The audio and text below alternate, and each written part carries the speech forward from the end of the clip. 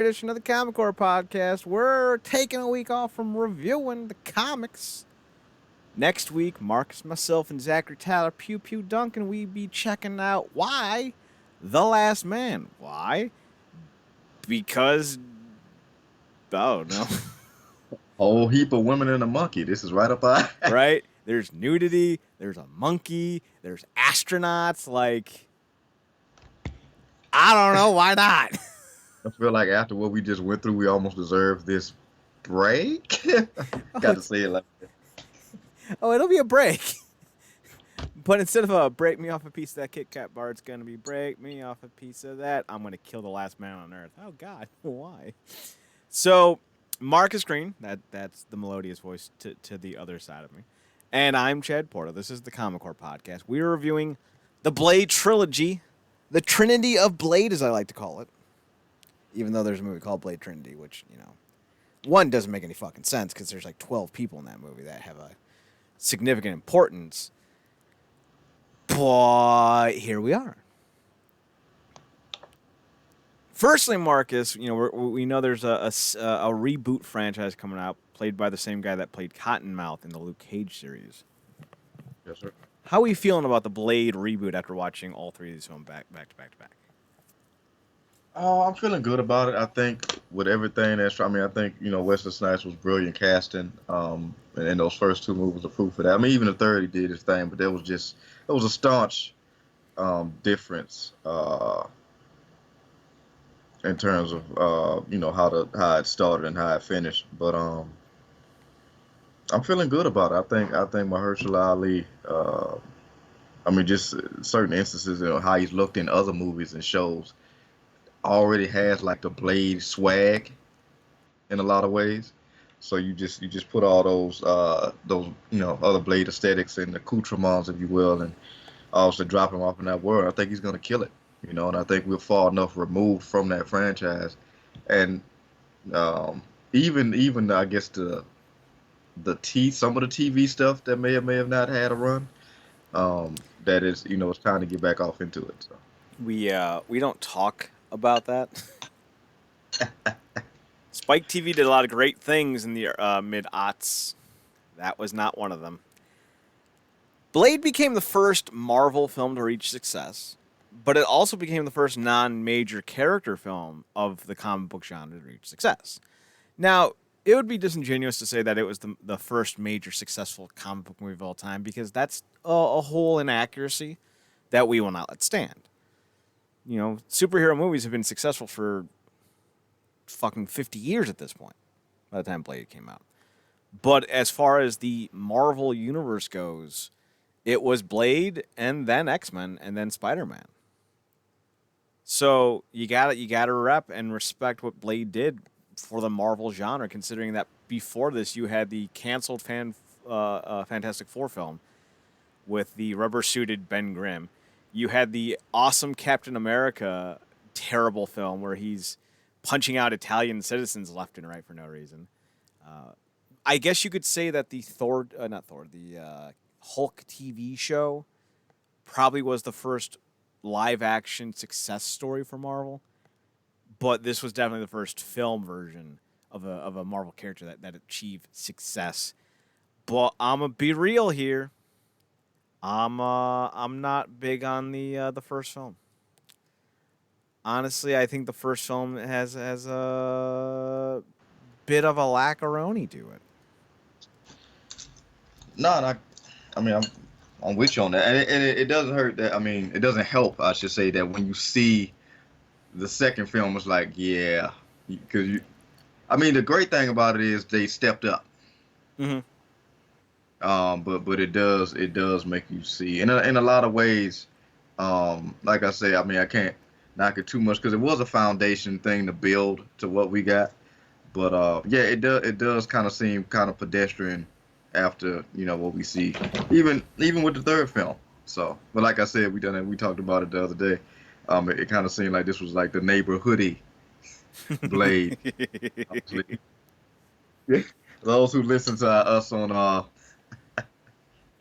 well, so cool. You get that reference, but yeah, I mean, it still has some good stuff, some great lines and stuff in it, which we'll get off into. But yeah, Deacon Frost, Nomak, and then Dreg there's definitely levels to it. So Oh God, Drake. I'm not even mad at the character. I just hate that they called him that. Ugh. So I know nothing about Deacon Frost, and Blade is the neighborhoodie, as aforementioned on the Underground, the Wrestling Underground podcast, is one of the best jokes that I will never explain again out of context. We're just gonna call him the neighborhoodie, and if that offends you, go back and listen to Tuesday's show and unoffend yourself, or be offended for a whole new reason. I don't care.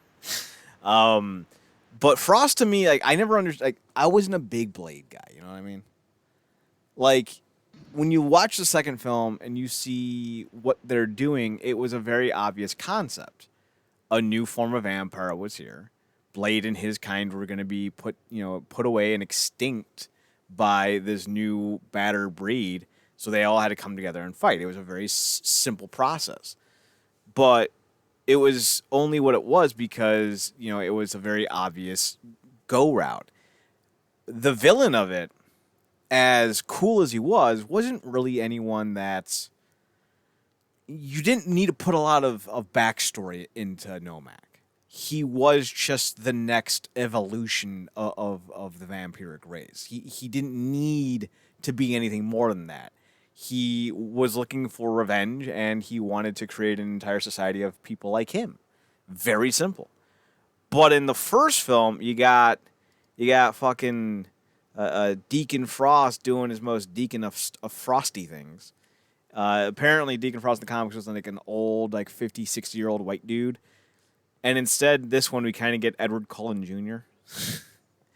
Only he doesn't, sparkle in the sunlight. He just grabs young Japanese girls instead.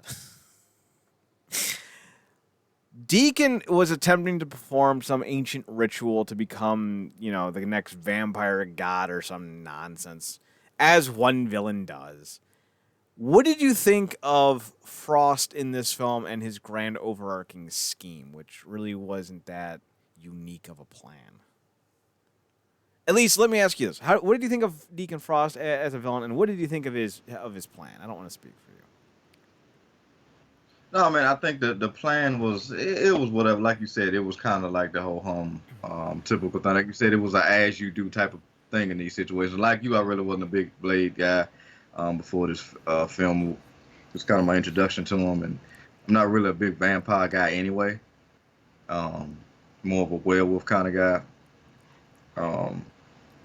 And no, I'm not into the Twilight BS. If anybody wants to know, but in terms of, I liked a lot of the way he played Deacon Frost. But in terms of somebody that could stack up against Blade, and I think it also didn't help that we never really got any instance of like a standoff before his big plan kind of came to fruition beforehand. Like if him and Blade had a standoff.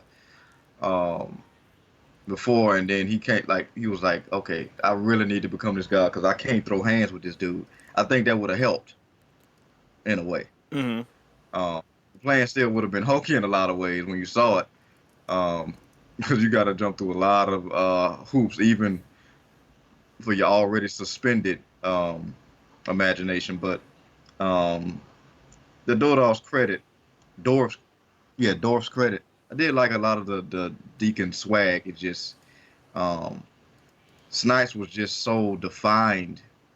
Even in that first movie, his Blade is kind of hard to stack up. So by the time they got down to it, all they could do was kind of just try and quote unquote overpower Blade because his personality was just, you know. Essentially, Frost's plan is to resurrect La Magra. I don't know. It's a thing. And That's all the Chupacabra. right, the vampiric chupacabra. And basically, it was it just kind of like the generic TV show cop out. I'm going to summon the demon devil thing, and then they do the or like in Smallville, they summoned a Darkseid, but he ended up just taking over Lionel Luthor's body. That's basically what they did in a big budget action movie. They just had Stephen Dorff play Frost, and then he ends up becoming Lamagra, and then Lamagra dies and Frost explodes, and I'm just like, well, all right, whatever. Yeah. For all you Child's Play fans, I do a Dimble make me an immortal vampire, beg of you, that whole thing. That's the first fucking Chucky reference on the show. Child's Play. What a fucking franchise. So basically, it's kind of just a generic film. You know, there's nothing about it that I think stands out besides a few minor moments. Of course, we have. I gotta look his name up real fast. We get Donal Louge as Quinn, a white dude with braids. Thoughts on that one? Yeah, that was very awkward when I first saw it. But, hair, as you do. Yes. To be fair, and he couldn't take the braids out because he lost an arm. This is true. But it grew back, and he let us know that it grew back. But I think you had mentioned this, and it would have been interesting had we been able to kind of see this, I guess, in the alternate universe. Had he been Frost, and then the guy who played and Dorff would have played his role. Because obviously, I think even in a henchman role, Lowe still stood out. So. Yeah, they went with Dorff because we were still on the verge of the sexy vampire motif, and Dorff had that very rugged, dark, brooding bad boy look. And coming off of Interview for a Vampire, sexy vampires were all the rage. So that's why Dorff became the lead, obviously. But when you look at Donal Louge, he is such a better actor than anyone in this film, even with Chris Christopherson or who else was in this role. I don't want to say Wesley Snipes because we know what Wesley Snipes is. No one here is expecting, the greatest performance from Mr. Snipes. He shows up, says "motherfucker," and we all applaud. That's his end game. But Donal Louge was the best actor in this film. Chris Christopherson was pretty good. I liked help me out here. Nabushi Wright. Nabushi, am I saying that right? Inbushi. Yeah. And Nabushi Wright was pretty good as Dr. Karen Jensen. I love the hair. Very sexy face. Got the what's going on, and she knows how to roast giant fat marshmallow vampires. So, girl after my own heart. She ends up getting infected, and they have to find a cure. She ends up finding the cure, and Dr. Karen Jensen is supposed to be like Blade's love interest throughout the series. This is the only time we see her. She's in like 34 episodes of Spider-Man the Animated Series, but we get her on only one movie. Okay. Sure. That sounds about right. I don't know if Karen Jensen's the actual not titular, but the actual Marvel character that Blade falls in love with, but in the animated series, the same storyline. Got to find a cure, and the doctor makes it for Blade, and Blade takes it. There's also that episode where Blade used what was it? Craven's ex-wife or wife to make him a serum. Oh yeah. What did he call my Calypso? Yeah. Calypso. I forgot it. But that's wait a minute, is that her, Dr. Karen Jensen? No, that's not her. But I know she appeared in an episode of Spider-Man the Animated Series. Yeah, because definitely that doctor played a lot because between being the doctor that Spider-Man went to a lot of times, she was of course Craven's wife. So but yeah, and I wonder did they know that on while filming, like it was like the original thing to have her potentially them to have like a romantic moment, and the chemistry just wasn't hitting like that, so they kind of kept it like, yeah, we'll just have you drain her and let that be about as close as to romantic tension as there is. Yeah. I'm looking through the Spider-Man series real fast to see if I can find the female. Terry Lee.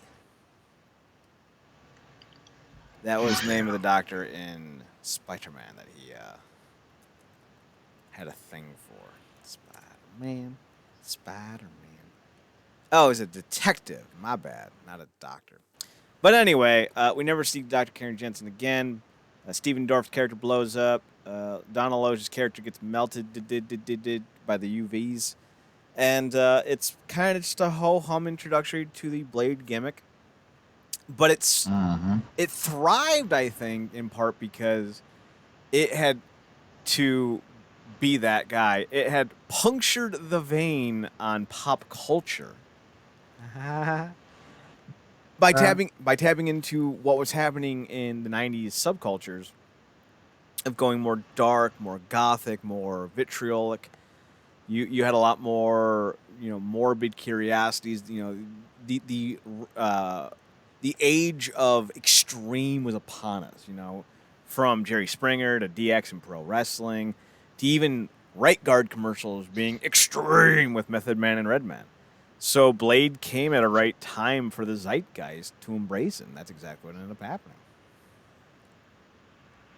Yeah, I mean, even the concept, and I think they may have explored this more in the latter films. But kind of how like even though a lot of obviously a lot of the population wasn't aware that vampires were walking among them, a lot of people were just they used that whole exchange between the undead and living as like a high, Mm-hmm.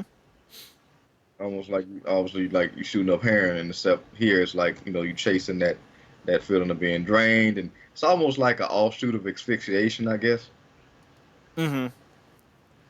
where they want to get that close to death or whatever, and then um, yeah, I guess depending on the vampire, because we'll get to Hannibal King later, but unfortunate run in, but yeah, I mean like you said that those type of subcultures, because so many people was like, oh, you're a vampire, cool. You want to suck my blood? Like that whole deal. So 100% believe in specifically, stuff like and this happened in the second film too. Those like ravey-ish clubs Yep. where it's just this weird waving around all stupid like with the strobe lights going on crazy. I think the funniest thing is, while the in-universe society definitely did broach Blade and the vampires like that, at the same time, there were so many stories on like Maury and Sally, Jesse, Raphael, and all those of people like, I'm a vampire.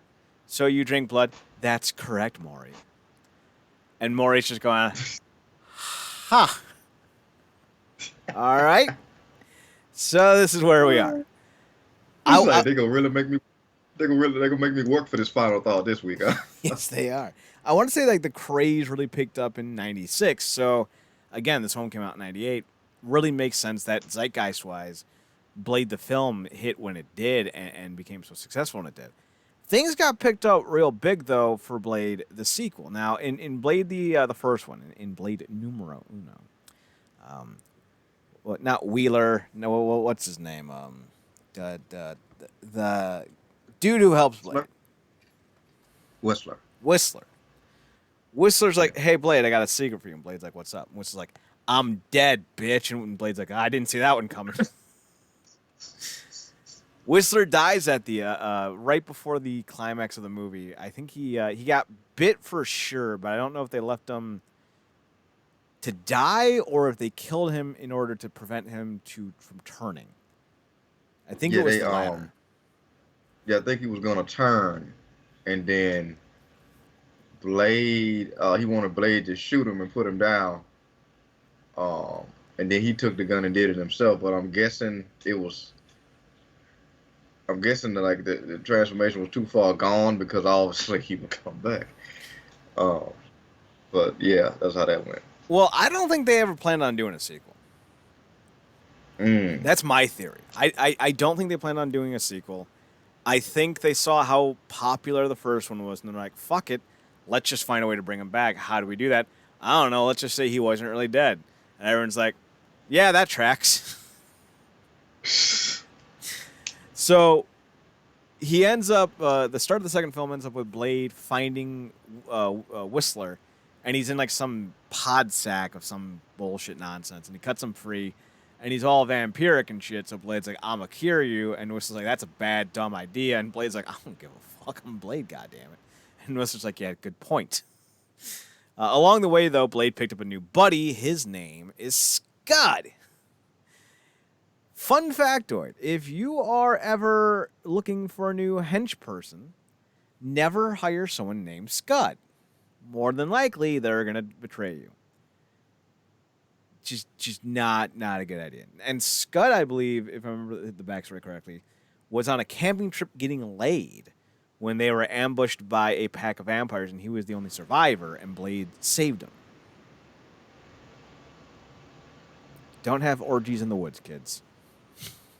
Because Wesley Snipes cannot always be trusted for him to show up on time. They either got jumped or the chicks he picked up were vampire. Or all that was bullshit, and that's just what he let happen. It could have just been one of those things where Scud set the entire scenario up because of what happens with Scud later on. Black Pierre strikes again. You can never stop Black Pierre. Have no fear, Black Pierre is everywhere. Scud is the Black Pierre of Blade too.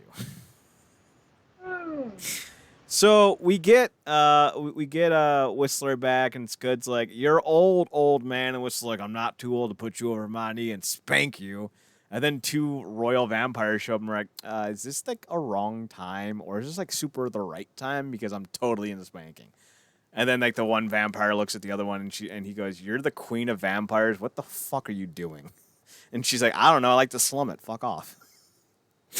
So the head vampire of vampires sends his daughter, who is a princess, not a queen, excuse me, a princess, and her loyal bodyguard, Will.i.am, to right. He actually looks more like you remember Sister, right? Yeah. He looks like the dad from Sister. You know I'm not lying either. Danny John Jules. Yep. That he looks like a Danny John Jules with a full head of hair. Goddamn. So they show up on the order of the King of Vampires to recruit Blade, Scud, and apparently Whistler. Whistler. I can barely whistle. Because of a certain thing happening. Now, there's this new vampire on the scene. His name is Nomak. What up? And Nomak's kind of a badass. He doesn't have much of a backstory. He just likes doing the killing. He enjoys it. He does it indiscriminately. He's kind of like the Martin Luther King of vampires. He doesn't care what you look like. He'll eat you. It won't stop him. But when he eats you, he turns you into a vampire. Now, here's the thing that Nomak has going for him that none of the other vampires does. He can actually... He essentially is a different strand of vampire. And he can turn other vampires into his strand of vampire. So he can even bite and turn other vampires. That's kind of fucked. And the King of Vampires is like, dude, I'm old as shit, and I don't know how to deal with this. Let's get Blade. Blade likes cutting shit up. Let's get him. So Blade gets involved, and Nomak's like, cool, Blade, this will be fun. And Blade tries to stab him, and Nomak's like, my rib cages are super fucking thick, bitch. So Blade has to rethink his strategy. So what ends up is being revealed is Nomak is feeding on like the entire city, and he has basically created an entire horde of vampires that he is keeping in the sewers. And this is introduced this is the point where Blade is introduced to the high society vampires, I guess we can call them. So we already know about the princess, which I believe is Nessa. No, yeah. Played by Lenore Verlea. Then we have the head of the Blood Pack. Maybe not the head, but he's the Blood Pack. The Blood Pack's the name of the group. He's the Blood Pack spokesperson. His name is Reinhard, and he is Ron Perlman. Dollars to donuts, Reinhard was a Nazi at one point. Just throwing that one out there. We then have who is the other one? Chupa. He is the big burly motherfucker. No, I'm sorry. Chupa is the he's the dude from Fast and the Furious. Uh, yes. Lance. Yeah, Lance, right? Yeah. He's the Yeah. guy who talks like this. Yes. What was the line? He was like, something something. You left me behind. He was like, we was in third grade. Fucking Fast and Furious, man. We then have Assad, played by Danny John Jules. He's a well-mannered member of the Blood Pack. I thought he was mentioned at one point to being, what's her fucking name? Nessa's personal bodyguard. I don't think so, but it might have been it could have been a glancing line of dialogue, perhaps maybe after that beautiful fight at the beginning. It may have just been one of those things where I'm so conditioned to the idea whenever there's a royalty member and someone who accompanies them that I'm just supposed to believe that that's like the personal bodyguard. I'm pretty sure that's what I'm pretty sure that's where my brain is. By the by, Jerry John Jules looks just like Tim Reed. Look it up. What Yes.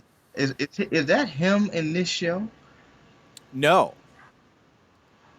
Tim Reed and Donnie John Jules are not actually the same person, even though they look so goddamn much alike. No, I'm thinking that's him, right? It might be. I didn't know he was. That's Red Dwarf. I've never watched the show. Let's find out. It's funny as fuck that he looks like a vampire in that. Yeah, that's him. Look at that. Oh wow. Completely fucking different vibe. Huh. Good for him. I didn't know he was in Red Dwarf. So we also got Snowman, played by Donnie Yen of Star Wars Rogue One. He is a mute swordsman and member of the Blood Pack. Shocking, another mute swordsman. Donnie Yen's got that range. We have Carol Roden as Carl Conan, a familiar... Nope, no, we don't need to worry about that. Here we go. Marty Vel Kyle as Valorine, a red-haired member of the Blood Pack and the lover of Lightham, who we are about to get to. The original script said that she was the twin sister of Raquel from the first film. I don't really remember Raquel, so fuck that. And then we have Lighthammer. What's that? Oh, I'm trying to say Raquel. Was that Deacon's booty vampire girl? I think so. Interesting. I'm googling it right now, so we're gonna find out real fast. Yeah. Pretty sure. They look nothing alike, so like having them be twins makes no sense. And Tracy Lords is a little bit older, I think, than Marty Vel Kyle. She's also Norwegian. Tracy Lords isn't, so I don't know. And then, of course, we have Lighthammer, a hulking hammer-wielding member of the Blood Pack with Maori facial tattoos. A pretty cool ensemble of badassery. In fact, I would have watched a movie that just featured these dweebs. Like, this is the shit that really, I think, movies could use more of. Like, these random-ass protagonists or antagonists thrown together with no real perceivable backstory, but one that you find out as the movie and or series progresses that gives these static characters with generic kind of presumptions a lot more layers to them. But I mean, if for nothing else, they could have did like a short, because the concept, you would almost have to create maybe a stretch to have them actually go out in action, because they would essentially only be able to fight their own kind, unless there had been a period where they were fighting these Reapers before they recruited Blade. Because I think the interesting part of a backstory with that would be did Demoskinos have like Nissa scout these people. Like them mosquitoes have Nissa and Assad. Like goes like pull these people up from like obscurity. Or like they pull freaking Reinhardt out from being a bully, obviously from someplace. Auschwitz. Yeah, exactly. Like this is like this was Fast and the Furious, the Vampiric Diaries. They would be them. Reinhardt would be done. They recruit him like X-Men Origins. Now we need someone who knows how to torture, and they go to 1942 Germany and they find Reinhardt. He'll do. Like that would have been cool to find out like their backstories. Like maybe Snowman's from like the 1800s feudal Japan, and he's a Ronin without a master. So like he ends up deciding to commit seppuku, and instead they're like, "How about you just become a vampire instead?" And Snowman's just like, "All right, better than cutting my guts out." A great setup with that for a callback later in the film. Pull Reinhardt out of the moment right before his dad kills his mom, because we know that's a line later. Oh yeah, forgot about that. Reinhardt has a messy childhood. So we have a very unique ensemble group of characters. God, sure hope nothing happened. Oh, wait, what's that? They all die by the end of the movie? Shocking. It's like Wesley Snipes saw the script. What, you're going to have 3 of these motherfuckers survive? Blade's the only survivor. And I mean that literally. Everyone dies in this movie. Firstly, the lawyer gets eaten by one of the Reapers, if I remember correctly. And the Reapers are what a cool name, but what a misused name. Like they don't look anything like Reapers. They're just kind of weird. You said the lawyer gets killed? Yeah, doesn't the lawyer get eaten by one of those? No, one of the guys, one of the Blood Pack members gets bit on a mission, right? And they have to put him. The lawyer is killed later, as Blade is on that blood draining machine, and Whistler shoots him. Oh, that's right. Yeah. I thought the lawyer died when the Reapers attacked the castle hideaway thing. No. So he dies.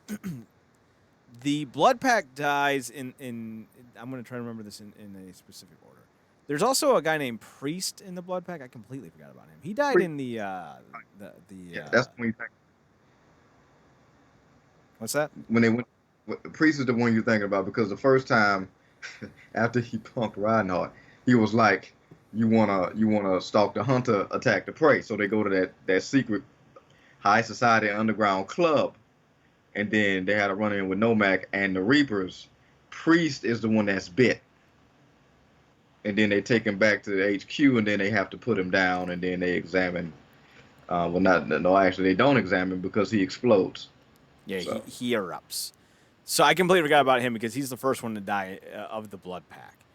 Another one gets bit. It's Lighthammer, and he ends up biting. Well, he ends up trying to bite and kill his paramour, Verlaine.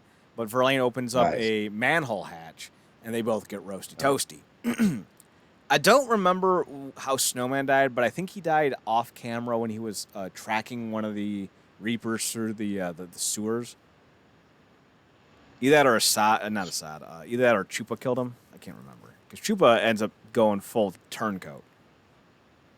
Who's Snowman? Donnie Yen,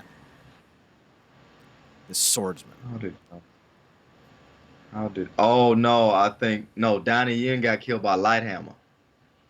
Oh, okay. After Lighthammer had been bit. Okay. Yeah. Gotcha.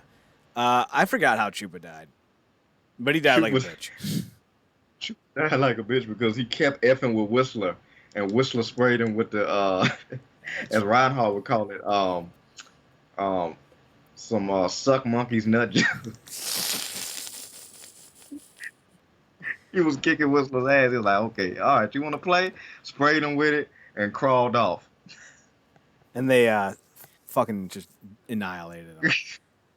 Of all the Blood Pack, Assad ends up dying protecting Nissa. Nissa gets Yeah. knocked out, but is saved by Blade, and Nessa and Reinhardt are the only two to get out of the sewers alive with Blade in tow. Blade is now captured by the remaining Blood Pack members. Nessa doesn't know what the fuck's going on.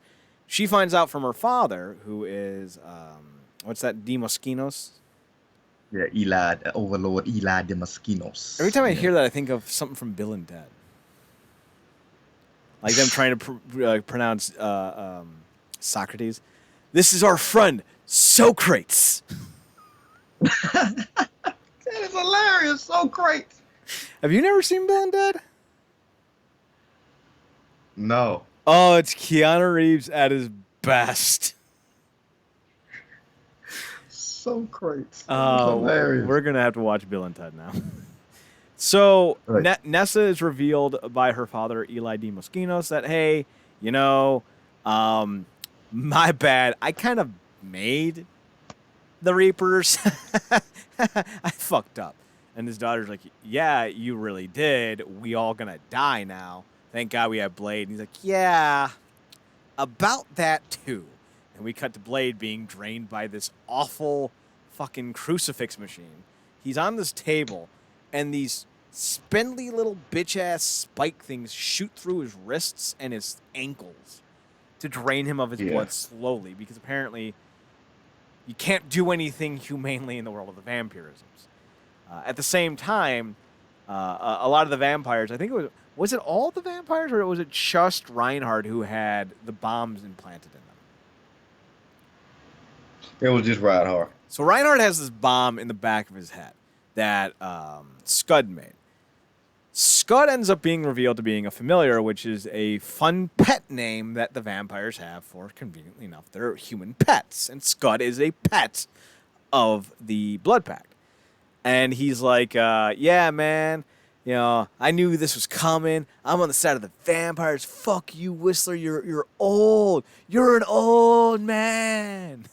And then Reinhardt pulls the bomb out of his head, and he's like, uncomfortable. And he throws it at Scud. And Scud's like, I made this to be a dud, man. It's a fucking dud. I made it a dud. And Whistler looks at him and goes, it's not a fucking dud. And the bomb explodes and kills Scud. And I'm just like, yeah!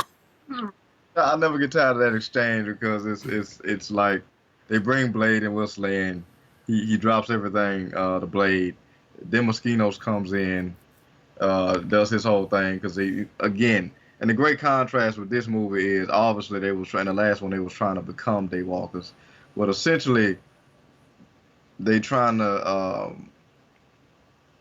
create their own. And in a way, he created something that was an evolution of the vampiric strain, but it still had the vampiric weaknesses, with the ultimate vampiric, the sunlight. So you got like the evolution of the ultimate prey, but you still got the superior hunter in a lot of ways. That contrast was cute, but that whole exchange when he was like, I thought he'd never leave, and then Reinhardt turns it on. You're like, you think they scoped out your security system? I let them in. That's right. They scoped out your security system? I let them in. Yo, fart. Like, the only reason why you're here. Look, man, Blade's, he's the guy, but you're his only real weakness. Then that's why you bring him saying he's old. And then he talks about the bomb. And then Reinhardt pulls it out. Thought you had me on a short leash, didn't you, Hefe? And he pointed to him. He was like, you heard the old man. Soon, man, vampires gonna be running the world, and I'd rather be a pet than cattle. I was like, okay. And then Blood's like, okay, what I got to say, two things. One, I've been on to you since they turned you. And two, it's not a dud. Bing! It never gets old. I like that Scud was the ultimate cuckolding. That's great. So eventually the Reapers show up. The vampires and Blade and Whistler get into a fight as the Reapers mount their assault. I think it was Whistler who ends up finally killing Reinhold. No, he gets away from him. He was about to kill him because Reinhold had in a lot of ways a hard on for Blade in several different instances. So he took his sword and he was gonna kill Whistler. Whistler is secretly unhooking himself from his cuffs. This is when Nomak is either about to break in or starting to break in, distracts Reinhardt as he looks at the monitor. Whistler knocks him out, crawls through the ventilation shaft and all that, shoots the lawyer. Later is when Reinhardt beats his end because Whistler's trying to get Blade to the bloodbath and they're shooting at him. Mm-hmm. He drops in. He comes out of that freaking bloodbath, and you might as well play the Mortal Kombat theme. It was pretty epic. The whole thing just it happened in slow motion, and the way the blood was beating on Wesley Snipes it's not really blood, obviously. Like it was so great, and he comes out like raging, like almost like he was shot full of adrenaline, and then yeah, that's how Reinhold said goodbye. So eventually Nomak makes his way to the Grand Chamber, which is like this encased castle bullshit nonsense inside of a building. And he basically kills his father, and he's like, later, dude. Then Nessa pops up, and she's like, shit, wrong place, wrong time. Nomak's like, yeah, we're pretty much siblings, but I'ma still eat you. And then he bit his sister, and then Blade showed up, and he's like, y'all related? And he's like, yeah. He goes, oh, okay. I thought I had to kill you because she was cheating on me. Now I'm just going to kill you for the fun of it. And Mike's like, that's cool. Let's fight. It was so funny because because he swear to God, first off, like, it was hilarious because the lawyer was talking crap to Blade while he was on that crucifix machine. We'll find the missing key to creating daywalkers. Like, what did you say? Nomak. Oh, yes, Nomak. Yeah, he's a scary MF. Too bad he doesn't know this location. But Blade's like, he comes in, blows through, washes 50 guards like it's nothing. And then the dad's he's just constantly moving rooms, and every time, he'll never get through here. Until eventually gets in the elevator, like I said, Nissa, because they're trying to get to the helicopter. Nissa freaking shuts down like the exit, and he just turns like, are you inside? I'm scared. It's just so funny because he talks so much crap the whole movie. And he's running from his son. It's just hilarious. He's running from his son, who's basically covered in SpaghettiOs. That's the best way to describe that shot. So eventually, they end up getting to a point where Nomak and Blade have their final confrontation. The thing with Nomak is, and I mentioned this before, his ribcage was so thick that you couldn't puncture it to get to his heart. And that was part of the big, how are you going to kill him? He can survive sunlight. He can't be stabbed to death. How you going to do it? Well, Blade ends up going, if I remember correctly, underneath through his stomach up into his heart. Yeah, because earlier in the film, they because Whistler had disappeared during a mission, and they almost kind of try to do a red herring, like, in a way, because the whole thing is Scud is the new Whistler. Yes. And then we get Whistler back, but he could still be kind of iffy on because, he could still like have vampiric tendencies or whatever. So they try to do this thing where, like, was Whistler helping these things? But then he was like, I caught one of the little suckers trying to crawl away.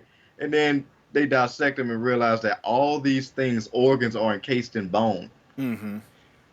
But the only weakness they really did have was obviously sunlight and, like you said, going under the rib cage. But Blade, like the first fight they had in that club, what that was, like an abandoned church, it looked like, that was great. Mm-hmm. But at this point, both of them were souped up. Blade just came out of the bloodbath, but Nomak has basically been sucking on guards and family for the last 20 minutes. So they both souped up, but he still dog walked Blade. He still dog walked him. And then, like, Blade did this thing, 'cause I think he broke his sword off. Right, he snapped it in half, and he took the jagged handle edge and used that to stab him in his heart, in his core zone. You are on the fancy word train and going this show. Thank you. But he He almost like he was this close to killing Blade. Like it was nuts. So Nomac's like, "You got me, Chief. You got me good. I'm a dead." And then he goes, "Blah." And Blade's like, I've saved the day. Nessa, you want to go get something to eat? Oh, God, your throat's all... So then he takes her outside and lets the son do his job because Blade has proven one thing. He can't pull the trigger. So Nessa ashes away. And then Blade's like, hey, Whistler, you want to go get something to eat? And Whistler's like, yeah, I could eat. Movie ends. That was like an accidental great callback you did because you remember the line he dropped the old girl in the first one? There's a few lines. It was like, if you're going to be out in this world, you have to learn to pull the trigger. Oh, that's right, because she almost ends up dying, and Whistler, who's very much trying to be, I not like a dick to her, but he's trying to get her to be aware that she needs to up her game if she's going to do this shit. Yeah. That's a great line. I'm glad I did an unknowing callback to that. Now, the one thing I will say is the big difference between 1, 2, and 3, or 1 and 3 and 2 specifically, is that 2 featured Guillermo del Toro. If I remember correctly, he was there as director. So he had a lot to say over how the series would do their new Reapers, the Reaper vampires. And he ended up taking that concept into his show, The Strained. Or The Strained, sorry, there's no ED on that. Which was a vampire show based off of, I think, a book series that featured a group of vampires that move into Manhattan and start taking it over. But one of the vampires ends up turning face, if you will, and helps the rest of the humans fend off this vampiric horde over the course of 4 or 5 seasons. It's more horror than action, but there is still some action in it, and I think you'll enjoy it. Kevin Durand, I think is his name. He played Blob in X-Men Origins. He was the Archangel Michael in Legion. He's been in a bunch of shit. Like, if you see him, you'll know him. He was in this film as one of the stars. And the guy who played the villain in Ant-Man, remember him? What was his name? Yeah. Forget the character's name. He's the main character of the show. He's a doctor who first notices that there's a strain of a new virus that's killing people. And then he ends up having to become a vampire hunter, albeit begrudgingly, throughout the series. So it's a solid show. But he basically ripped off his own movie, Guillermo del Toro did, in making this franchise. So if you're interested in checking it out, check it out. Yeah, like I said, that's a lot of people may say that's lazy, but also brilliant. I mean, it's a great thing. It's capitalizing off of already a great idea. Obviously, the franchise, because he didn't come back for the third one. No. So, David S. Goyer did.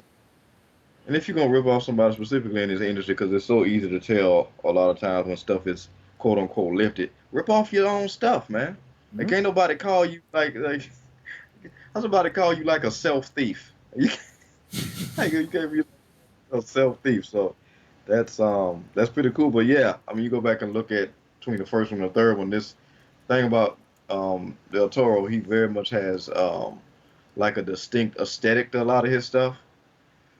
Like you said, like the vibes, and definitely looked at these creatures specifically with stuff with that horror element, like how these Reapers were like just they'd be crawling all over the place, and how they had it lit, and just how they had it looking, like they make like an emphasis on it every time, like their mouth open and they'd actually like successfully bite somebody.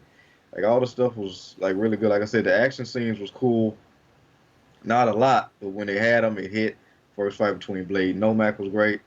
The last one was cool, but it had some superhero-esque stuff to it. And then of course Blade's full-on assault on the Blood Pack guards, if you will, or the Demoskinos guards was fantastic. And I do kind of frame how he punked Reinhardt as an action scene. Yeah. Those are pretty awesome. Not gonna lie. We then get Blade Trinity, which also features a new kind of vampire. A vampire whose fangs are in her vagina. So in 2004, the folks who made Blade were like, hey, we need to inject some young hotness into this to make the kids like the franchise. Let's go with Jessica Biel because everyone likes Seventh Heaven, and let's go with Ryan Reynolds because he's so quirky and awesome in all those dumb movies. And Wesley Snipes like, you trying to replace me? And everyone's like, yeah, pretty much you're impossible to work with. And Wesley Snipes like, who's Wesley Snipes? I'm Blade. And everyone's like, oh, I see. This is some shit now. Fun factoid, Wesley Snipes did not let anyone call him Wesley Snipes on the set of Blade 3 and only responded to people who called him Blade. Because he thought he needed to method act a film that's basically just him speaking in a gravelly voice. Literally. Wesley Snipes is basically just Blade's personality, but with a more gravelier voice. The only thing more egregious than that is if Vin Diesel had that same attitude towards Dominic Toretto. I'm like, dude, this ain't a thespian. This has never been a thespian performance. Chill. How do we know it's not, though? Him and The Rock got into it. I could just see it. Hey, so Vin? Excuse you? I said, hey, Vin? What? Vin? Excuse you? Dom? Yeah, what can I do for you? What? So Blade Trinity introduced Jessica Biel and Ryan Reynolds, and for the first time since really the first film, they go with established characters in the Blade lore. We get, obviously, Blade is back. Abigail Whistler becomes a new character. I don't think she was in the comics. But she becomes the unknown daughter of Whistler. But Whistler ends up revealing that she ends up revealing that Whistler did know about her, but he kept her as a secret. For some reason. Yeah. We had Hannibal King. He's a major character in the Blade lore. He's one of Blade's more fun associates. But he's more kind of cocky James Bond in the comics, I would say, and not so much Deadpool. Which is basically all he was in the third film. It was Deadpool. Parker Posey's here as Danica Talos. She's one of the three. They don't really have a name. They're just kind of the three vampires trying to do things, I guess. We get Callum Keith Renee, who, if I remember correctly, is also in Battlestar Galactica, I think. Yeah. He's Leoben. He plays Asher Talos. He is Parker Posey's brother, husband. I don't know. It's never been established, and I'm not going to go into it. And then we have Jarko Grimwood, played by Paul Levesque, a.k.a. Triple H, who is both the worst thing in this movie and the best thing in this movie. So I can't even be mad. So, by worst thing, he means his little dog outacted him. Well, I don't know which one had a better death scene, but we'll get there. So basically the film opens up with Blade tracking down a bunch of vampires and putting them down, and while being recorded, walks up to the last vampire and basically is like, I got you, bitch.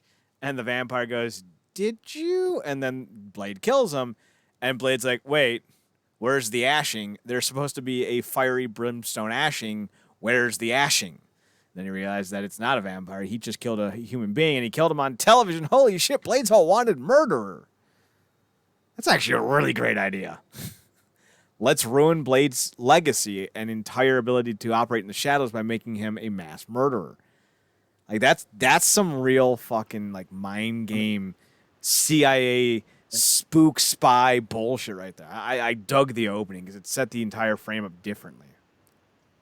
I mean, yeah, and obviously it also brought the world back into focus in a way, because you could imagine, even if he's going around killing all these vampires, to everybody else, they're still actual people. Mm-hmm. So all people start coming up missing. You're like, wait a minute. Okay, there's a murderer out here. So in a lot of ways, it brought a lot of pieces together. It just, I can understand if it felt random, because that's never been a thing in terms of bringing in the actual law enforcement to the thing, unless you take it to they did it in the first one where Blade first had his run-in with Donal Louge, and the cops kind of got there and tried to frame the mass killing as something else. But that in a lot of ways brought it back actually twofold, because obviously the whole concept of the first and second was like vampires run everything, banks, blood banks. They in every form of this society. You can't go anywhere and they're not there. They're all in the cops, so it just made more sense. Flower shops, bakeries, daycares, bowling alleys. Except that poor vampire shop, which we'll get to. They're not there. Whoa, we don't know they're not. We just know that one of them's not vampiric. So the I don't know if it was like the LAPD, the FBI, whatever. They end up finding out where Blade is, and they surround the place, and Abraham Whistler and Blade end up putting on a pretty decent showing, but Whistler ends up telling Blade to run, which causes Whistler then to blow up the place, killing all those cops who were honestly just doing their job. Like, think about that. These dudes just witnessed this psycho with a sword mow down a dude, and they're like, we should probably get him arrested. And they show up and just die. Damn, Blade is not fucking around. So after like 200 innocent cops get blown to smithereens, Blade's like, the fuck do I do? Wait, no, Blade gets captured after the explosion, doesn't he? Yeah, he gets captured because he ends up waking up in an interrogation room. I'm like, holy shit, it's Lord Raiden. Yes, James Remar is there, and he's all like, Blade, do you know who I am? And Blade's like, didn't you kill the Phantom? And James Remar's like, yes, I killed him 20 years ago. I still have his belt. It's impossible. He can't be alive. What do you mean? I killed him 20 years ago. Oh, God. So James Remar's like, I'm Ray Cumberland. And he's all like, this is Adrian Wilson Hale, but don't worry about him. Agent Wilson Hale, excuse me.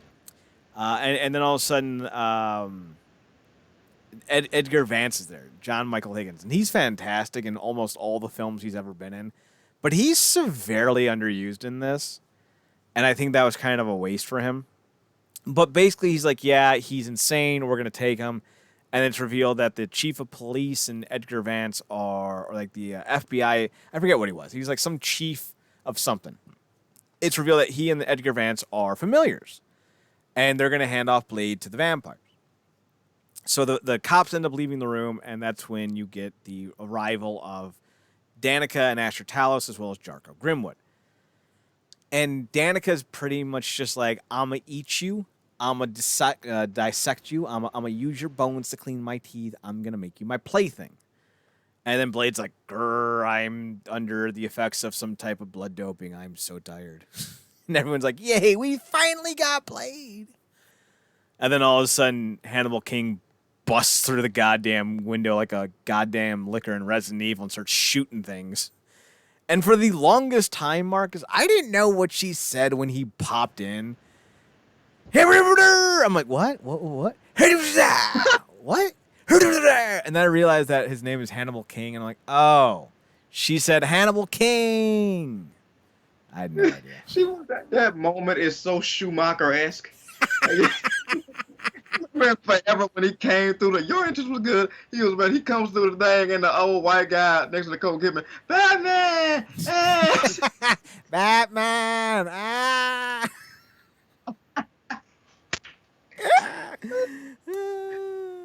So the coolest thing about Hannibal King in the entire movie is that he records all of his fights because he's got a camera on his gun.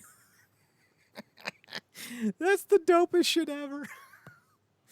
So he's able to get the vampires distracted. Then all of a sudden we get Jessica Biel. She's shown there, and she's shooting a bunch of people with her arrows. Again, these are just generic, random good guy cops that they're mowing down. Fair enough. The villains end up losing Blade. The three heroes escape, and they head towards the new hideout where we introduce everyone to who they are. We get Abigail Whistler, the daughter of the titular Whistler. And apparently it's revealed that she came looking for him, if I remember correctly, correct? When she found out who her father was. Because she wanted to know more about the life, so he starts training her in secret, but he keeps her away from everyone because plot holes. Yeah, because he told a story to in the first one. Um, again, because it's like lends more credence to what you're saying. Like you don't even think they came planning on coming back for a second film because in the first one, the story is Whistler's family was murdered. Nice happy family. Along came a drifter one day, and as you were, they got slaughtered by a vampire, which is now his whole life is dedicated to taking those bastards down, which is why he aligns with Blade, who he of course takes in as a pseudo son. So in my mind, I'm like, wait a minute, wasn't she killed by a drifter when this first came on? I was like, fine, screw it. I like to look at her. Right. And it would have been a lot easier if they would have just said, hey, I'm Hannibal King, I'm the Drifter. Because Hannibal King at one point was a vampire. And he got turned into a vampire because he fell for Parker Posey's Danica Talos. Now, Parker Posey ain't nothing shameful to look at, let's be honest. She got some of that vibe going. I get how Ryan Reynolds would want to tap that in a bathroom only to get bit on the neck. Or dick. Not sure which. Because when I heard that line, I took it as literal. And do you know why I took it as literal? Because we just saw a bunch of vampires whose jaws unhinge. And I also just saw a movie called Teeth not too long after I saw this. So I was like, oh, okay. That makes sense. Yeah. On top of what we will see later in the film, with a certain pet, it's like, wait a minute. I mean, we already know that it expands anyway. So it's like, I mean, crazier fucking shit has happened, right? I don't think it was supposed to be literal, but at the time I was like, yep, I definitely believe that her vagina has teeth in it. So we also get introduced to the rest of the group, and they're called the Darkstalkers, if I remember correctly, right? Nightstalkers? yeah, Nightstalkers. And even like Hannibal King's like, I know that's very 1990s boy bandish. So who do we got with the Nightstalkers? Let me see if I can't find them all. I know we have two that I know for sure. Patton Oswalt as Hedges. He makes all the nifty tips and tricks. And then we have Natasha Hallie Leone Page, as right? what's that? Oh no, that might be the daughter, Hallie Page is Zoe. Yeah, that's her mom you're talking about. Yes, Yeah. Natasha Leone plays Summerfield. She's a blind chemist or epidemiologist or something like that. She's the one who essentially created the formula that saved Hannibal King is at least the insinuation. And then Yeah. Hallie Page is she's not a mute necessarily, but she doesn't talk. She's Zoe. And then I think, who's the big black dude? Because those two, the daughter and then the black guy. No, okay, that was the white guy. He's the driver. Right. No, they get the of course. He's driving Miss Daisy. Exactly. Driving Blade Daisy. But yeah, because when you said that, I was like, "Oh, you thinking about?" Because it was a dude at the end who would bring the serum. It was like, "I'll be your driver tonight." The name's Calder. Calder. So I was thinking about him. But yeah, they had a black driver, and then the other black guy in the movie was at the beginning that Blade went to that factory where they was dry sealing humans. Oh yeah. Yeah, that was a thing. I think the character's name is Chief Martin Vriedel. No, that's not right. That's the familiar. FBI agent Wilson Hale? No. No. Okay. I'm Googling. We're gonna find this.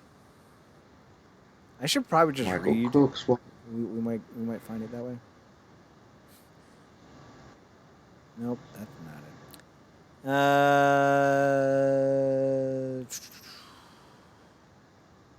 Where is Chief Martin Freed? Scott Hannah. Gage? That might be him. Gage. No, Gedge is a white dude. Huh. Is it Flick? Casey Beto? Yeah, it might be Flick. Nope, that's a white dude. Oh. It's very easy to find out who is. It's Paul Anthony, I think. Okay, it's Wolf. Yes. I think. I don't know. Hang on. We're going to do this right. Darkstalkers Blade 3. Nope, that's not right. I don't know who he was. They were not fully fleshed out. Basically, everyone but Hannibal King and Zoe and Abigail end up dying anyway. Because you don't fuck with the vampire.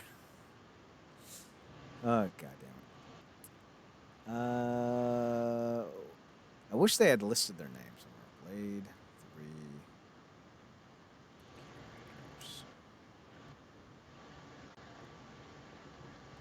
Here we go. We'll look up IMDb. Like, people want to be done with this movie so bad. Nobody wanted to put the information out. It might be Dex. Yeah, it's Dex. Ron Selmer. That's who it is.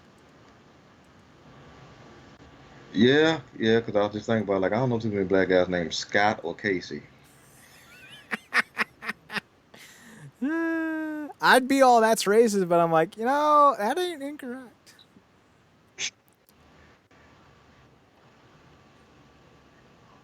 Yeah, okay, this is definitely him.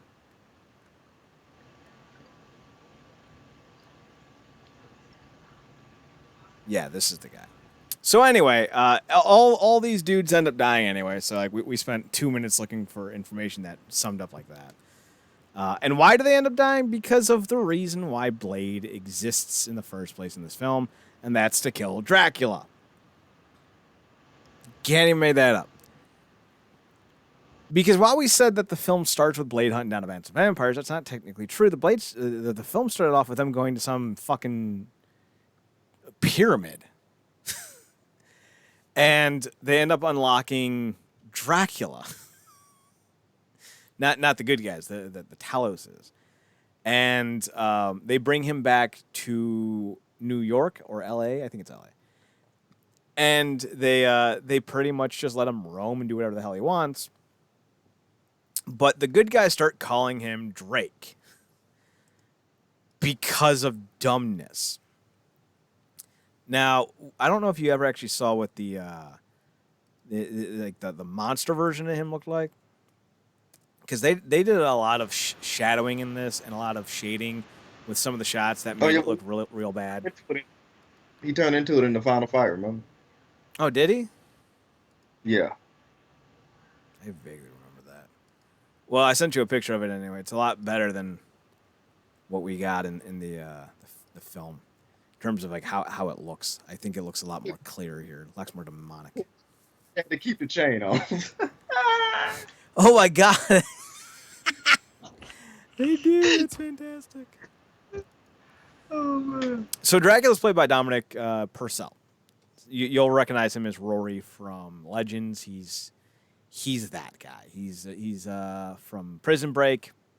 Been in a bunch of things. And they decided to call him Drake for, I don't know, dumb reasons. But there's a scene where Dracula's now indulging in the modern world. To the worst hip-hop pop punk song I've ever heard in my life. Just a guy going, hee-yo-hoo, as he's walking down the street. I'm like, what is this? What? Who thought this was a good idea? And he stumbles upon a shop in downtown, wherever the fuck this movie is located. I forget where. And there we see two goths. One is eating, like, what was it? Like, Count Chocula? Yeah. He's eating Count Chocula behind the desk, if you will, the counter, as Erica Serra, one of my favorite actresses of all time, walks up and starts introducing all these new Dracula toys to Dracula, including, but not limited to, a Dracula head vibrator.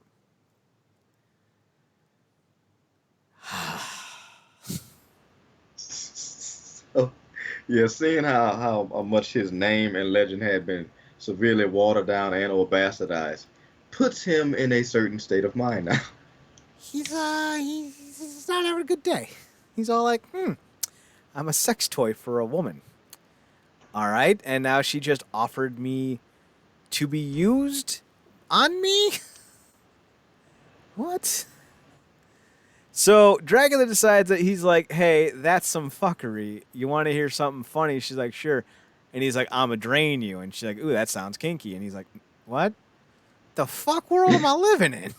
And then Dracula goes back into his coffin, hides away for 5,000 years, and that's the end of the movie. Because Dracula can't deal with modern society. At least that's how it would have gone if I was writing this film. Even freaking Dracula isn't immune to like what is this early millennials? Right? Oh god, oh god. So he drains her, but nothing happens to the dude. He just drains her, and then the scene ends. I think he threw the dude into like a bunch of stuff. Like that's it. Yeah. Like that's it. So Dracula is like, I'ma roast this world, and the other vampires are like, yay! It's like almost like Nanny and the Muppet Babies. Dracula returns to the hideaway, and he's like, I'ma roast these bitches, and all the other vampires are like, yay! Muppet vampires, they're gonna drain you too. It's like, yeah, that's what we brought you back for, because this Jarko guy was supposed to be the leader, but you saw who we passed. Jarko was supposed to be the leader, but he crossbreeds Pomeranians, and that's kind of a deal breaker. He also has a sledgehammer fetish we can't figure out. He also keeps marrying and divorcing the same rich Connecticut chick. I don't know. He's fucking weird. So basically, Dracula's like, I'm a roast bitches. So he goes and kills the familiar Dr. Edgar Vance and takes his form, but not before the trio of heroes shows up to confront him. This is where you either get to the best point in the movie or the worst point in the movie. Dracula and Blade have a standoff on a roof ledge as Dracula cradles an innocent baby that he stole from a nursing mother in the prior chase scene.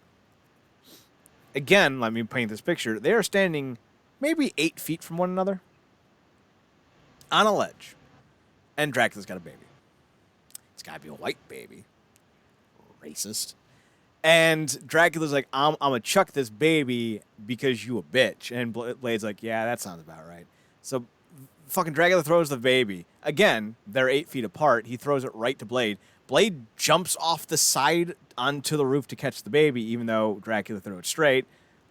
I don't know what's going on anymore.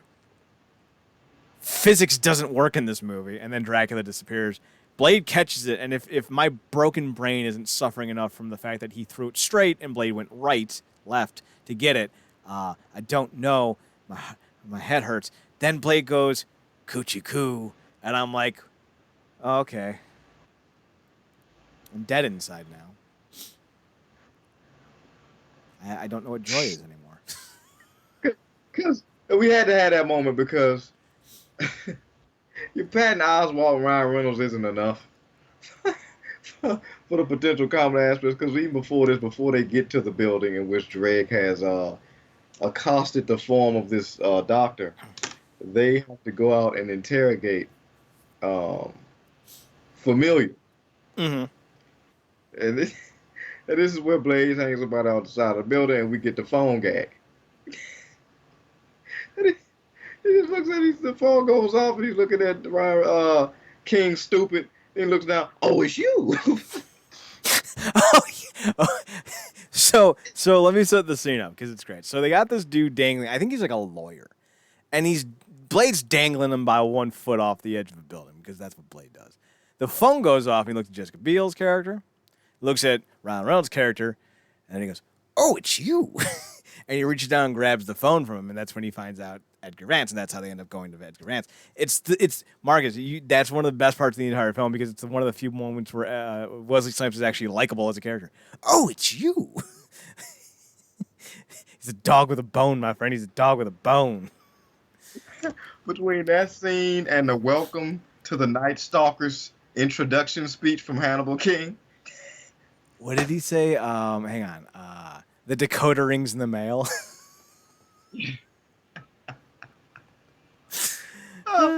God damn.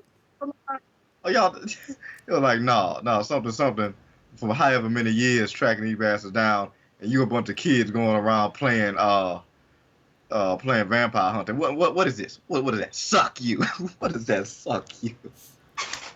Wasn't that on Patton Oswalt's shirt? That was either on his or King. Oh man. So now that Drake knows, oh god, I hate that. I'm gonna just call him Dracula because I can't do this.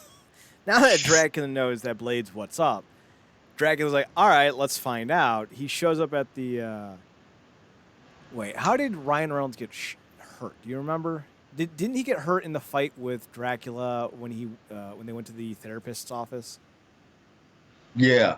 I think Drake stabbed him or something, because that would lead to the other funny exchange between him and Blade. But yeah, that's how he got hurt. What was the other funny exchange?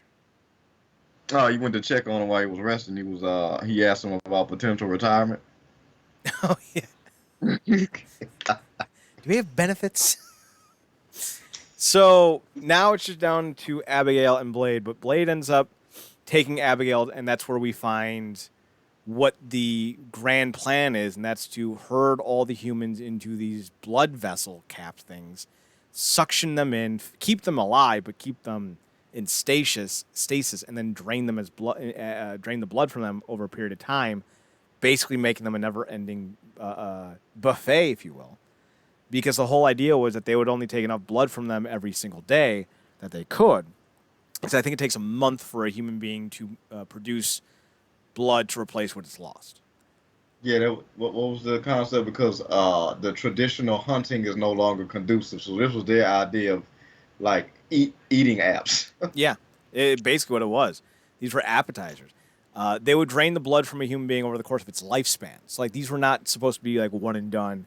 We get you in a day. Like this was a new kind of horror, and like it was a jarring juxtaposition from the entire movie because you had Dracula, you had vampire vaginas, vampire Pomeranians, you had fucking humor here, humor there, and then all of a sudden you have the darkest moment in vampire movie history, where vampires are putting human beings into stasis and then feeding on them over the course of their lifespan.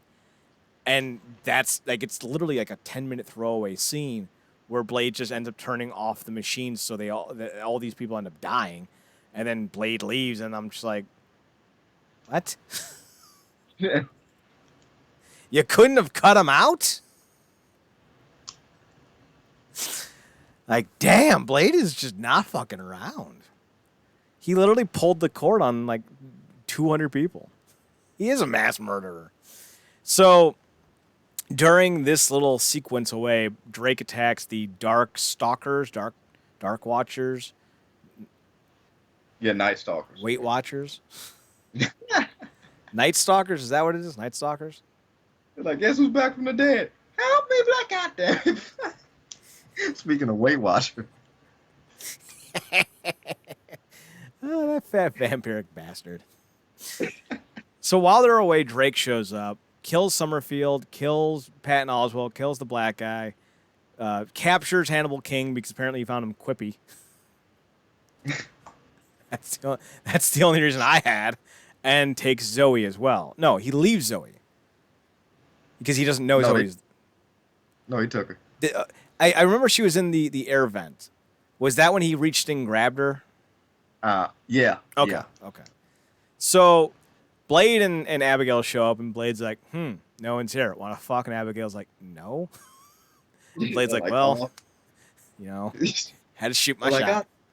Like, damn it, we got to shoot another scene. Cut to, use it. Use it. Just say that 4 more times, and the emotional impact will come. So Abigail's having a breakdown. Her dad just died, even though she didn't really know him. Hannibal King's been kidnapped. Zoe's gone. Everyone else is dead. And Blade's entire motivational scheme is just to repeat 1 word. 2 words. Use it. Because he's telling her to use her anger and her fear. But instead of saying that, he just repeats the same 2 words over and over and over again because Blade is not a great motivational speaker. He's more sales. Gets the numbers, but he doesn't make you feel good about it. So they end up knowing, I guess, where the villains are. And Hannibal King's getting tortured. He's not being abused. He's just having to listen to Triple H repeat lines to him. The horror. Oh no, they remember the tracker. Did they put a tracker in Hannibal King? Yeah, he was like, that's one of the nifty lookers. The interrogation scene is hilarious.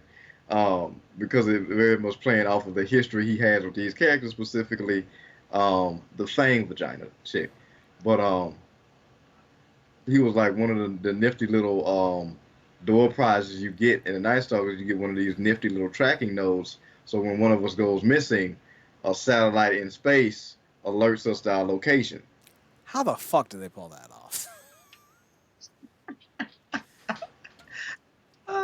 By the by, Hannibal King reveals that his favorite musician is David Hasselhoff.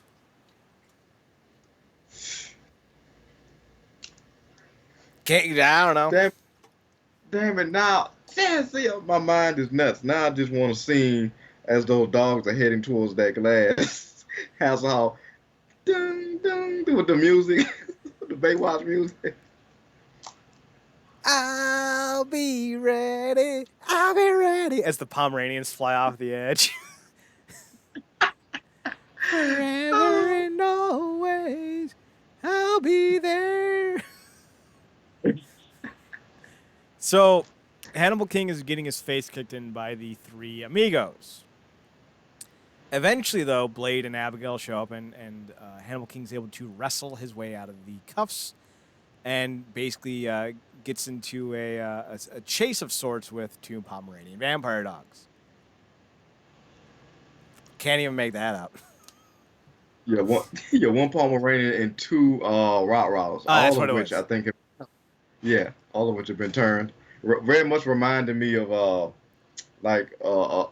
Dogs Homeward Bound trio. Oh God, they're dog pyres now.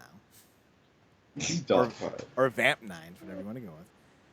And they're not immortal because they fall off the side of a 4-story building ledge and they die.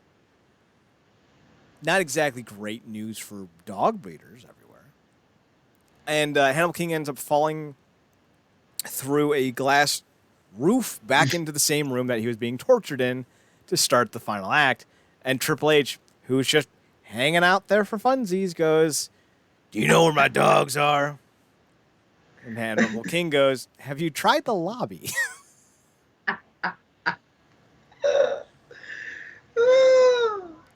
So then Triple H then spends the next 5 minutes doing pro wrestling moves on him. I'm not kidding. Eventually, though, Ryan Reynolds realizes that he has one of Patton Oswalt's little bullet things that apparently have light sealed in them somehow. I don't fucking care. And he shoves the bullet into Triple H's mouth and then punches it, and then it blows up. All the while, there's like a string of like 2-inch thick steel barbs that are like going back and forth behind him.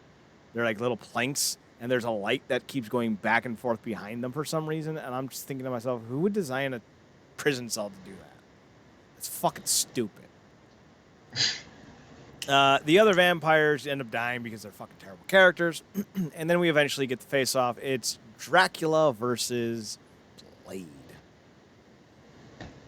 And the only thing that I can note about this scene, besides the fact that there's some good swordplay, is Dracula's like, "So Blade, you've come to die." And Blade responds with, "Bring it on, motherfucker."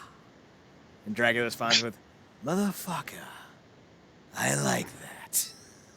And now you realize that Dracula, in fact, is into incest porn. Hey, Blade, are you ready to die, Blade? I was born ready, motherfucker. It was just so random.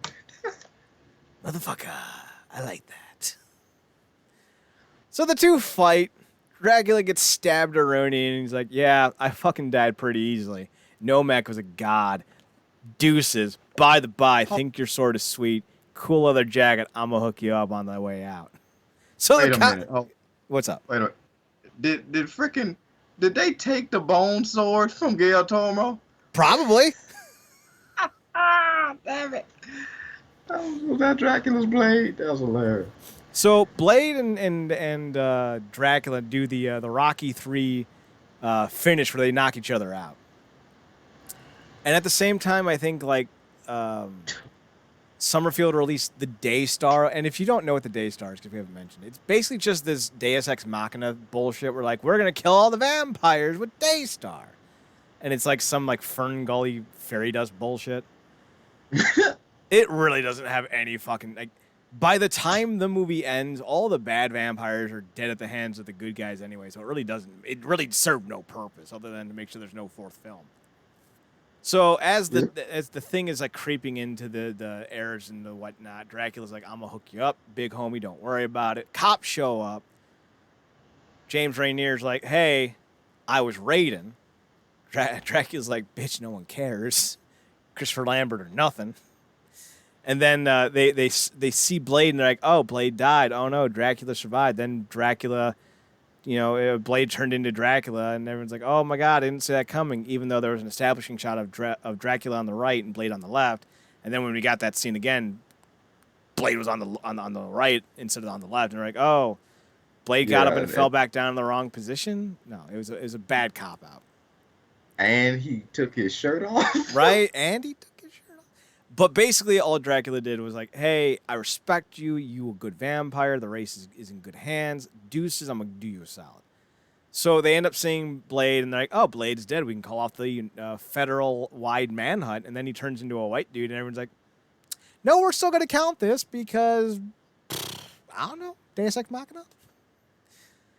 So the movie ends with the heroes kind of just disappearing into New York, L.A. I don't know where the fuck we are, main streets. And yeah, that's how it ends.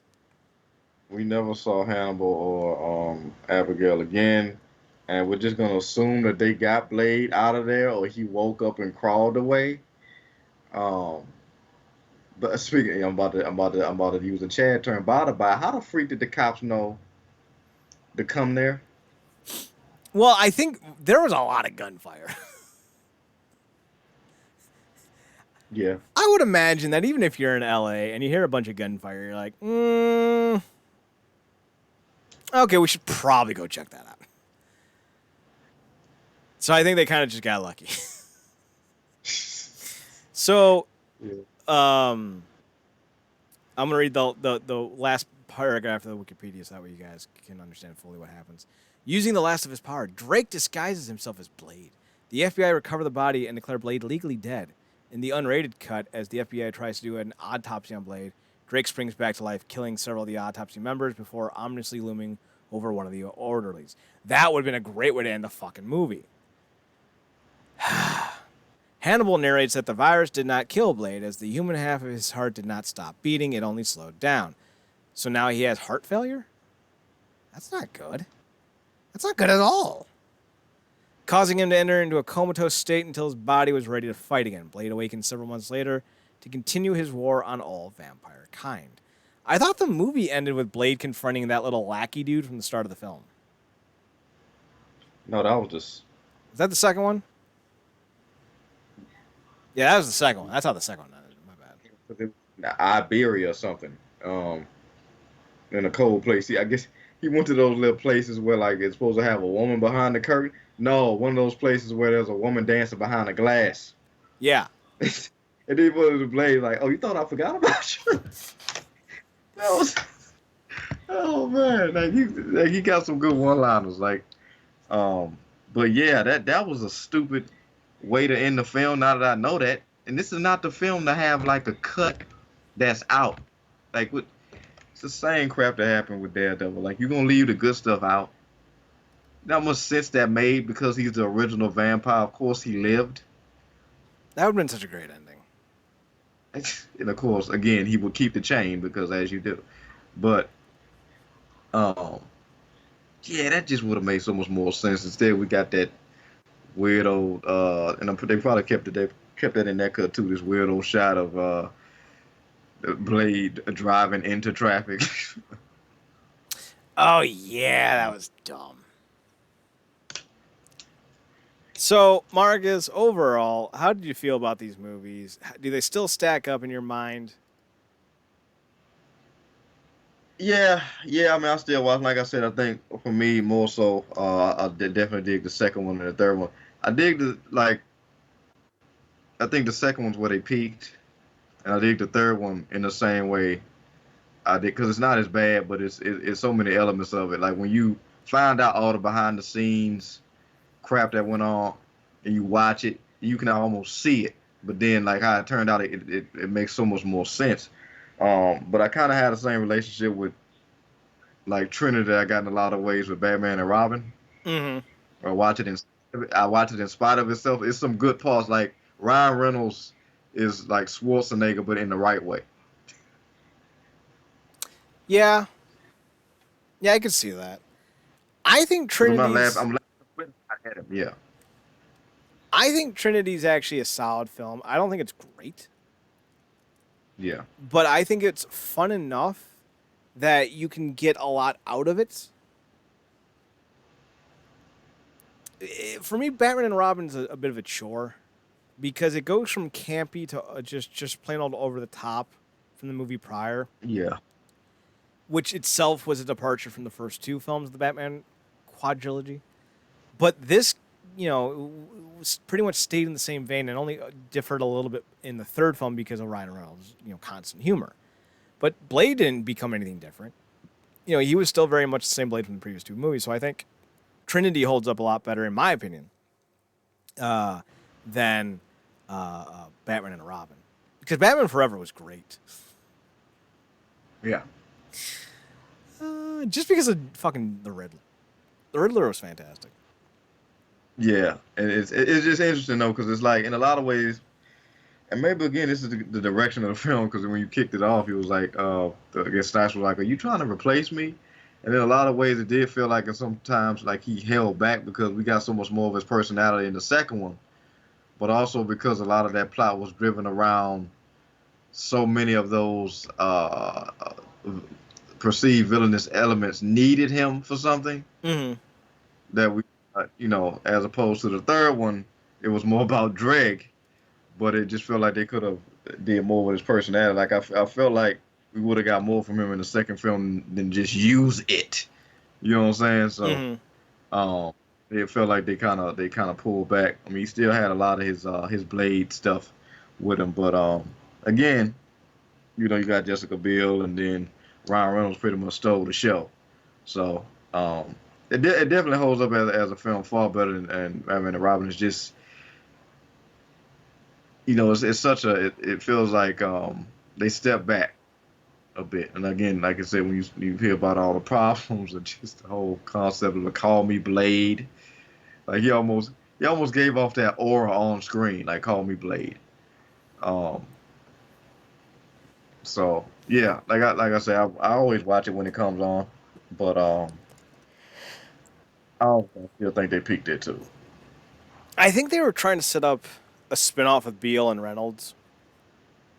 Mm. And for whatever reason, that didn't come to fruition. I wish that they kind of would have, because I think that would have been another way of doing this franchise without having to rely on Wesley Snipes' kind of sociopathic behavior.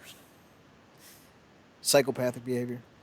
It would have been interesting, especially if their entire thing was hunting down Dracula, because that would have been a great fucking twist ending.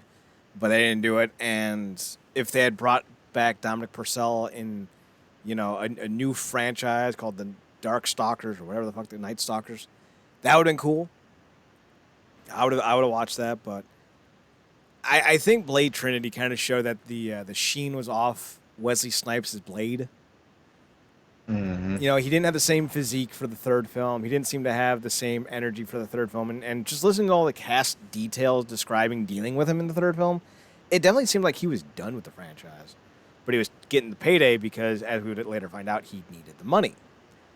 And I think all those kinds of, things kind of conveyed and converged onto one movie, and we ended up seeing what ended up being the end of Wesley Snipes' A-list run as an actor. I don't think he had another major release successful film after Blade Trinity. Yeah, and after he got out, I think he tried to do this series. Um, Man, it's so hard getting a hit series, but it was I forgot the name of it, but it was very much this series around like these big wigs would do some like type of house, some type of gambling or whatever, and he was kind of like The Player. the rank. Yeah, the player. There it is. Thanks. Yeah, that didn't pan out, and I don't know what else he's been in.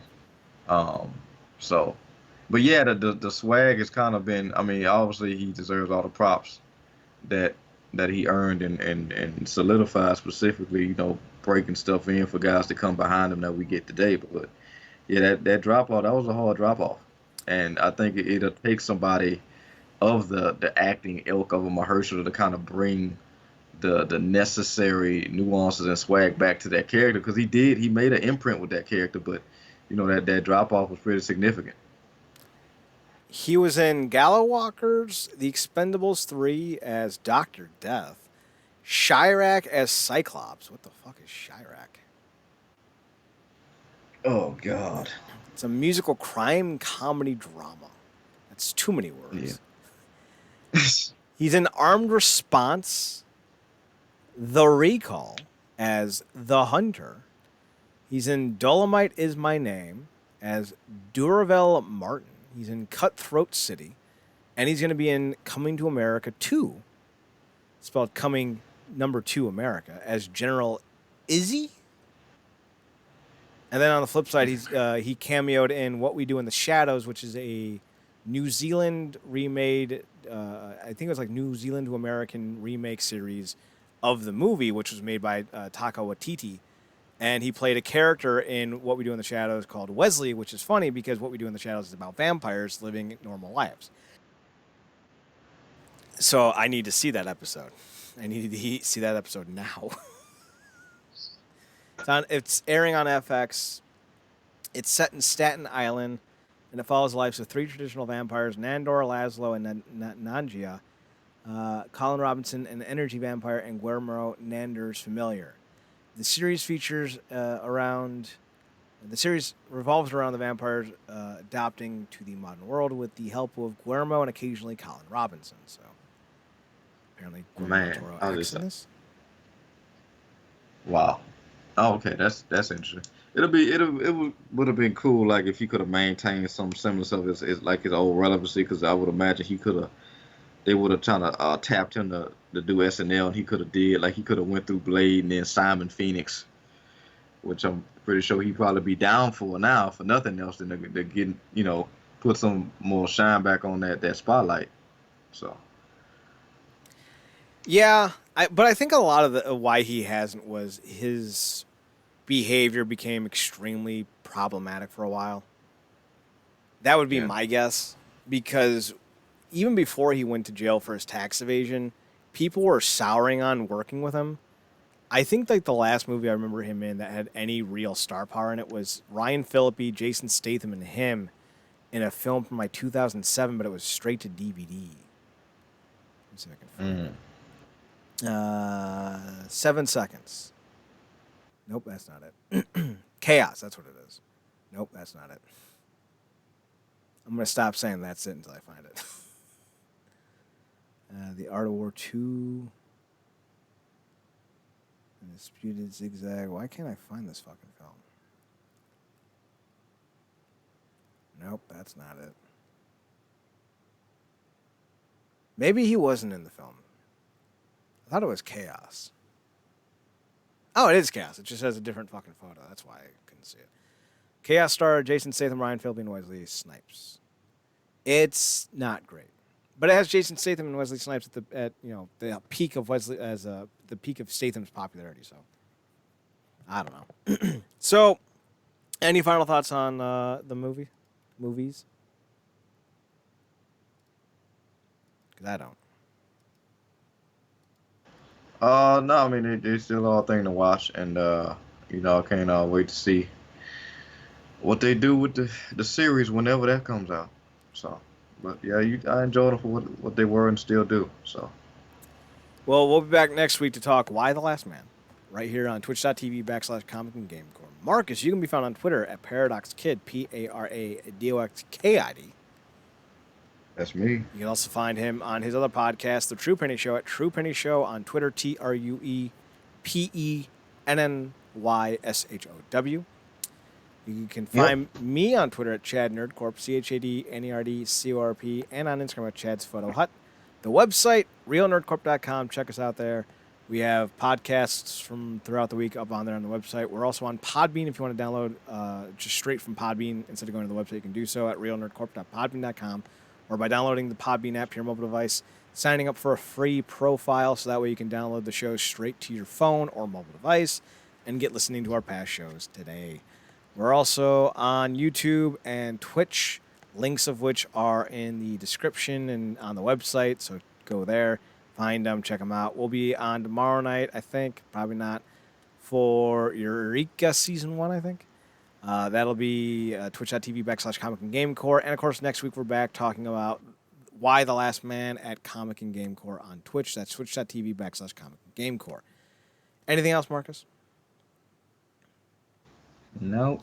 Then we're done. We're checking out. We're saying goodnight. We'll talk to you guys soon. For Marcus Green, I'm Chad Porto. Thanks for tuning in. Thanks for checking us out. And thanks for giving us a chance. Remember to read more comics, just not anything that fucking Brian Michael Bendis is doing. And we'll talk to you guys next week. Marcus, take us home. Quarantine yourselves. Me.